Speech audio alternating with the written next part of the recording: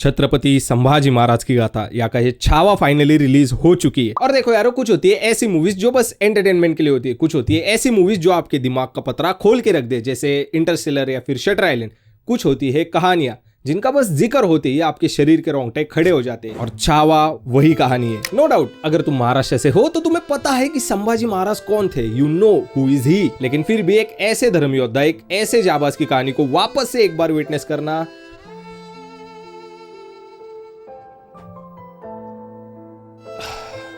मतलब आज तक जो भी छत्रपति संभाजी महाराज के बारे में पढ़ा था, सुना था, जो टीवी सीरियल्स में देखा था और जो कुछ अभी इस मूवी में देखा, वो सब कुछ अभी भी मेरे आंखों के सामने घूम रहा है। और ये कितनी अजीब सी रियलाइजेशन हिट करने वाली फीलिंग है कि भाई हम कितने खुशनसीब है कि हमने ऐसी धरती पे जन्म लिया जिसकी सुरक्षा करने के लिए छत्रपति संभाजी महाराज ने अपना खून बहाया है। जहाँ अगर मूवी का सिनॉप्सिस देना हो तो ये कहानी छत्रपति संभाजी महाराज की जीवन शैली पे फोकस करती है कि कैसे छत्रपति शिवाजी महाराज के निधन के बाद संभाजी महाराज ने हिंदवी स्वराज्य को इतना मजबूत बनाए रखा था कि औरंगजेब जैसे कोल्ड ब्लड वाले इंसान ने भी अपने घुटने टेक दिए थे, आई मीन वान देकर दिए थे उसके। हालांकि मूवी के अंदर औरंगजेब के कैरेक्टर के पास उतना स्क्रीन टाइम नहीं था, पर जितना था उसके अंदर भाई अक्षय खन्ना ने फाड़ दिया। औरंगजेब संभाजी नाम की इस तूफान से कितना ज्यादा कमजोर पड़ चुका था ये आप उसकी आंखों से ही पता लगा सकते हो। उसकी रातों की नींद उड़ चुकी थी। इनफैक्ट उसकी आंखों के नीचे आने वाले वो काले धब्बे इस बात का सबूत थे। जहाँ बात अगर एक्टिंग की हो रही है तो let's witness the elephant in the room. Vicky Kaushal, you beauty, क्या काम किया है भाई ने। थ्रू आउट ये विकी कौशल के करियर का सबसे बेस्ट परफॉर्मेंस है। और ऐसा नहीं कि यहाँ पर सिर्फ अग्रेशन वाला खेला है, ना, अपने पिता के ना होने पर एक पहाड़ जैसा इंसान किस तरीके से इमोशनली सफर करता है, इस चीज को जिस तरीके से विकी कौशल ने पर्दे पे उतारा है, गूज बम्स आ रहे हैं मुझे अभी भी बात करते हुए। जहां मूवी के आखिरी 30 मिनट जिस समय से चालू होंगे वहां से टिल एंड तुम अपने आंसुओं को रोक नहीं पाओगे। मैंने आज पहली बार ऐसा देखा है कि पूरा थिएटर खचाखच गर्दी से भरा हुआ था, लेकिन मूवी खत्म होने के बाद एक के भी मुंह से चू तक नहीं निकली। मतलब वो ऐसा नहीं हो रहा होता कि जब आप मूवी खत्म होने के बाद बाहर निकल रहे होते हो तो फिर कोई ना कोई मूवी को डिस्कस कर रहा होता है कि हाँ भाई ये अच्छा था, ये अच्छा नहीं था, लेकिन यहाँ पर नहीं।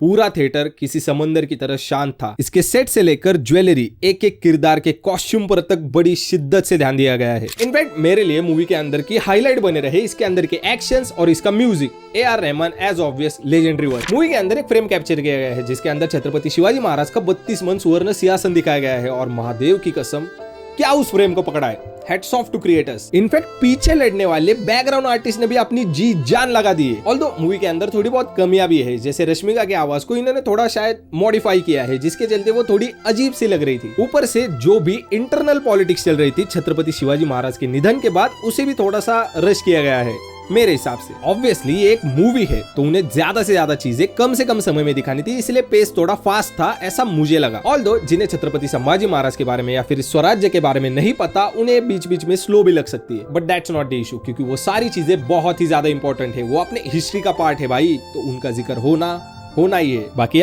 मैं चाहूँ तो इस पे घंटों बात कर सकता हूँ। तुम बस भाई जाके अभी के अभी जो भी अपना काम धंधा कर रहे हो छोड़कर सीधा थिएटर में जाकर इस मूवी को देखो। अगर ऑनलाइन देखने की सोच रहे हो तो भाई लालत है तुम पर। एंड या दैट्स द वीडियो गाइस। अगर वीडियो अगर लगा हो तो फिर वीडियो को लाइक शेयर और चैनल को भी सब्सक्राइब जरूर कर देना। मैं मिलता हूँ आपको ऐसे ही ब्रांड वीडियो के साथ, तब तक के लिए हर हर महादेव।